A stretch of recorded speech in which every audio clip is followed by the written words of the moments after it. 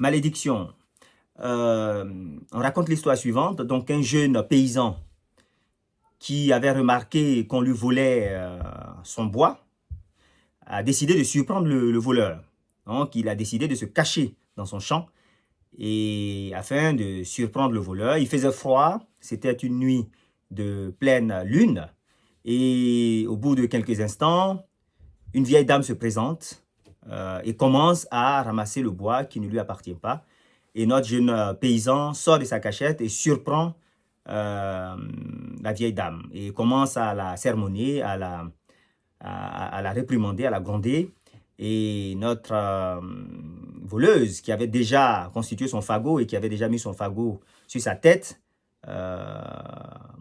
au vu de cette réprimande, s'arrête et pose tranquillement son fagot au sol. Elle était habillée comme les sorcières des contes. Et elle regarde fixement notre paysan, notre jeune paysan dans les yeux et lui dit: puisse Dieu faire que tu n'aies plus jamais chaud. Et notre jeune paysan a été tout à fait impressionné par cette phrase, dite avec autorité et avec un regard fixe, au cours d'une pleine lune, et alors qu'il avait déjà froid. Donc ça l'a marqué à jamais, et on raconte que pendant 20 ans, je ne dis pas 2 mois ou 2 ans, pendant 20 ans, il a été dominé par cette idée, et quelle que soit la quantité de vêtements qu'il mettait, il a toujours eu froid, jusqu'à ce qu'il meure 20 ans plus tard. Donc il a été dominé par une suggestion négative, parce que là, il s'agit clairement et typiquement d'une suggestion négative qui ne se fait pas que dans les laboratoires, qui se fait aussi dans la vie de tous les jours. C'est tout ce que nous entendons dans la vie de tous les jours. J'ai un autre exemple personnel, celui-là. Donc, ce sont les vacances, les grandes vacances scolaires. Je viens de terminer la classe de 5e, donc je vais passer en classe de 4e. Et donc, c'était l'époque où on allait regarder la télévision chez les voisins. Tout le monde n'avait pas encore la télévision. Donc, j'allais à quelques centaines de mètres pour regarder la télévision. Et c'était un moment assez curieux, puisque quand on arrivait, on s'installait dans le salon des gens pour regarder la télévision. Donc, il y avait plusieurs personnes qui venaient pour s'installer. Et donc, j'étais assis, il y a une dame qui était rentrée ce jour-là, et une conversation s'est engagée entre nous deux. Et donc, elle m'a demandé: mon petit, comment tu vas? Tu es en quelle classe? Donc, je lui dis que je suis en classe j'étais en classe de 5e, je passe en classe de 4e. Elle me demande mes moyennes, je lui donne mes moyennes qui étaient excellentes pour l'école, pour cette époque-là. Et donc, elle me dit: non, mais tu vas en classe de 4e, tu verras, la 4e, c'est différent. Moi, j'ai fait la 4e, j'étais aussi une excellente élève en 5e, mais quand je suis arrivé en 4e, c'est la classe la plus difficile, les programmes sont différents, tu verras, ça ne sera pas pareil. Voilà, tu peux tout de suite oublier tes moyennes aussi élevées. Et donc là, j'avais reçu, à cette époque-là, à cet instant, je venais de recevoir une suggestion négative. Évidemment, à l'époque, je ne savais pas que ça s'appelait une suggestion négative. Mais instinctivement, quand on a l'instinct de survie, on comprend tout de suite que là, la dame commençait à vouloir introduire la peur, l'hésitation et le doute dans mon esprit. Et ce jour-là, j'ai bien réagi, puisque ce jour-là, mon instinct de survie habituel m'a fait réagir en lui disant: mais dans ton cas, ça s'est passé comme ça, mais ça ne se passera absolument pas de la même façon dans mon cas.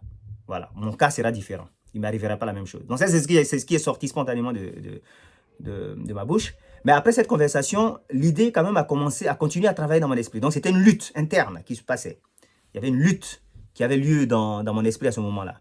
L'idée que la dame essaie d'introduire dans mon esprit a commencé à lutter avec mon esprit conscient.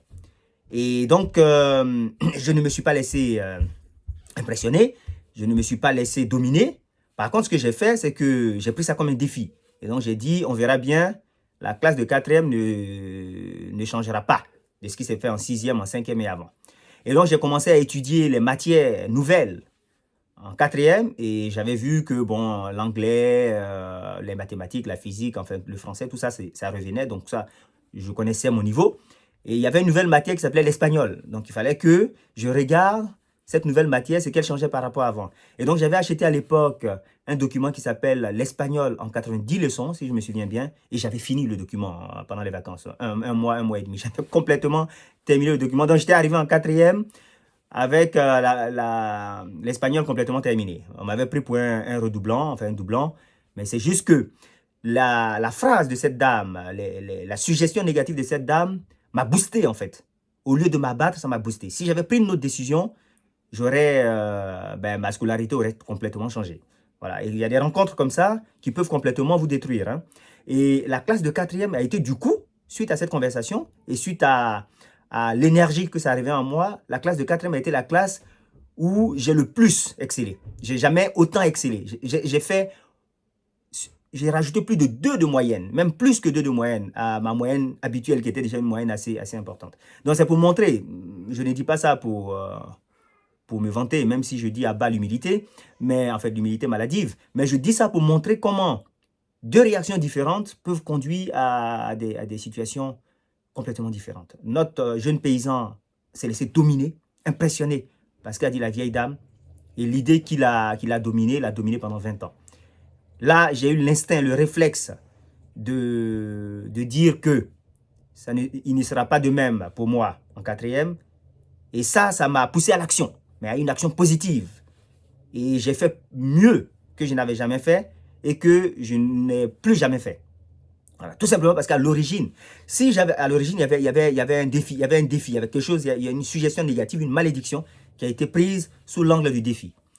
Et ça, c'est vrai dans la vie de tous les jours. Vous avez des gens qui vont vous dire, vous n'aurez jamais votre visa parce que tant que moi je vis, votre visa, vous ne l'aurez jamais. Si vous laissez l'idée pénétrer dans votre esprit, si vous acceptez ça, vous n'aurez jamais votre visa. Hein. Donc, ce que vous devez dire dans ce cas-là, c'est que si je dois avoir le visa au moment où tu meurs, c'est que le jour de ta mort est proche. Hein. Voilà, il n'y a pas d'autre choix. Parce que vous ne devez absolument pas vous laisser dominer. Hein. Au boulot, on vous dira non, mais pour atteindre tel niveau de poste, tel niveau dans la hiérarchie, il faut avoir fait telle école. On vous donnera toutes sortes d'arguments, on vous donnera des faits. Il y aura des faits qui prouvent cela. Mais c'est à vous d'accepter ou de refuser. Si vous acceptez, vous verrez des blocages partout. Si vous refusez, vous remarquerez qu'il y a des exceptions. Vous verrez qu'il y a des exceptions. Il y a des gens qui n'ont pas fait les écoles en question et qui sont arrivés au sommet. Et si vraiment il n'y a personne qui est arrivé au sommet sans avoir fait cette école, vous serez donc le premier à devoir le faire parce que vous aurez refusé. Et donc c'est ça la malédiction. Nous avons le pouvoir de refuser toute malédiction. Et si nous avons refusé une malédiction par le passé, c'est à nous de changer les choses. Il faut se rappeler ce que disait le poète. I am the master of my fate. I am the captain of my soul. Je suis le maître de mon destin. Je suis le capitaine de mon âme. Vous êtes le maître de ce qui rentre dans votre esprit et qui se réalise dans votre vie. Donc si vous avez accepté une idée qui vous pose problème maintenant, vous pouvez décider dès maintenant de refuser cette idée et de prendre le contrôle de votre vie.